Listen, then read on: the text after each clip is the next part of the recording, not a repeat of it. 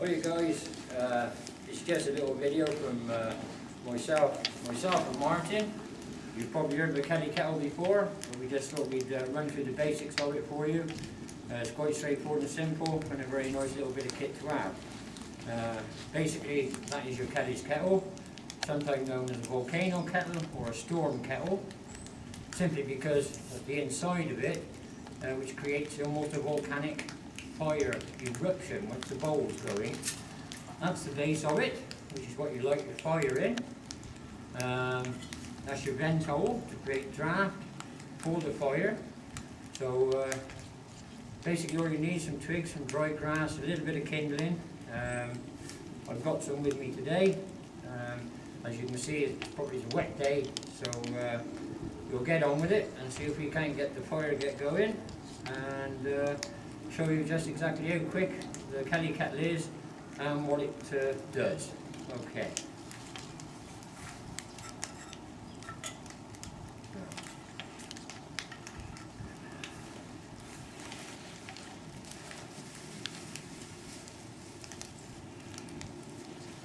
So, as I said, that's the fire bowl. You just need a little bit of kindling in here, small kindling to start with, whether it be twigs, little bits of wood you've got from home or anything like that, dry grass. Usually you can have yourself a lovely hot cup of tea within a matter of minutes, which I'll endeavour to do for you now.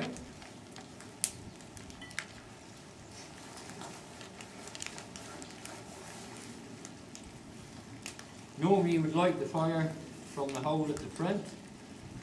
I very often light it from the top. You would light the fire, you put your kettle on there, but never put it on with the cork in, that's the safety aspect. So that comes out from there at all times. That's also used to remove the kettle once it's hot. So we get the fire going first of all anyway, or attempt to in this lovely weather.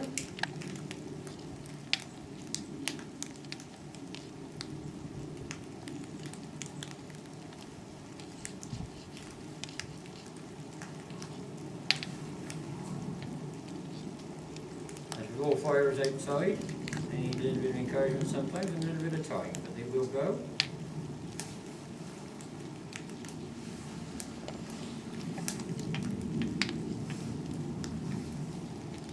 A little bit of patience.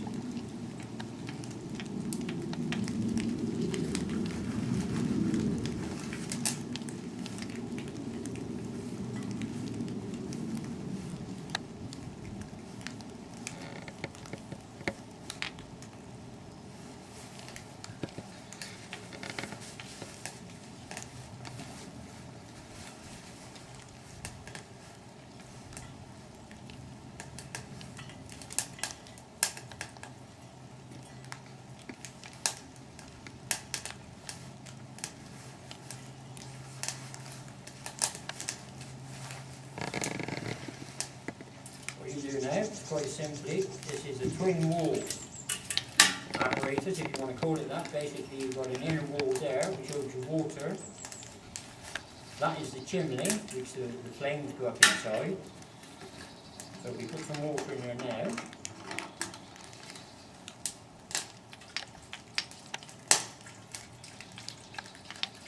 You don't have to fill it up, but I'll more or less take it. Never take it right to the top anyway.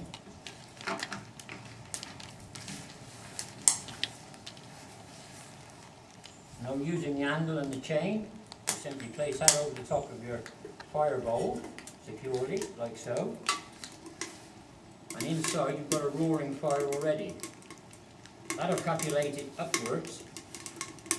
Your vent at the front, if you turn it, if you're having trouble getting the fire going, if you turn it towards the wind, that'll cause an updraft, and as you can see already, it's storming at the top there, hence storm kettle as well.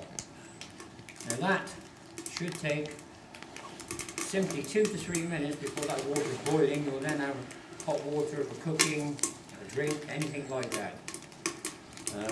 To refuel the bowl without removing the kettle is quite simple.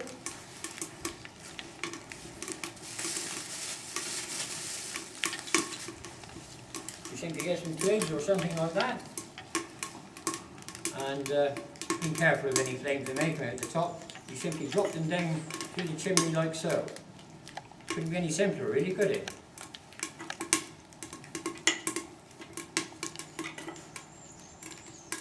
And there you have a little fire that you can also cook on. This usually comes with equipment that you can set a little griddle on top of there, and you put your saucepan on or whatever, and you can actually cook on top of it as well. One thing you mustn't do is ever put this kettle on top of the fire bowl without water in it, because it'll just explode. It's like a pressure cooker. You must always have water on there inside the twin wall when it's on top of the fire bowl. And that's as simple as that really, and as basic as that. There's no working parts to it, so it should last you a lifetime. From recollection, I think the company has been going approximately 100 years creating these things, and they're an Irish firm. There are alternatives to it, and people have tried to copy it, but this is the original Kelly kettle from Ireland. And there you have it. If you just bear with. Okay guys, well that's been approximately 2 minutes, I think, 2.5 minutes maybe. The water inside the Kelly got this red hot now. It's not quite bubbling.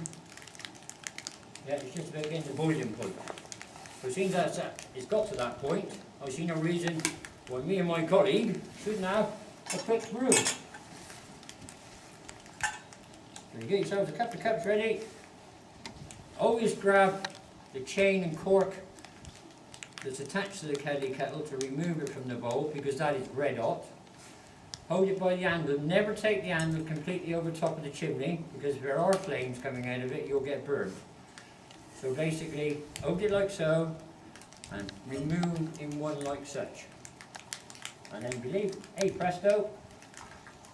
Oh, that was clever, spilled it, never mind. You've got a lovely hot cup of tea on what is a miserable day. You can either replace that back on the bowl to continue boiling the water, or if you've finished, what you can do with any excess water, but obviously never ever leave live embers or anything in the wild. So what you can do then is simply extinguish your fire with the remaining water that's in your kettle. Another thing about the beauty of this Kelly kettle and this fire bowl, bearing in mind that will still be warm for now, but if I was to remove that now, it wouldn't have damaged any of the undergrowth or anything. And should you leave a little bit of scarring, always cover back up as you found it with leaves and debris and soil, so you've not scarred the landscape in any way, shape or form, and no one even knows you've been there. Thank you very much. I'll enjoy our tea. Bye for now guys.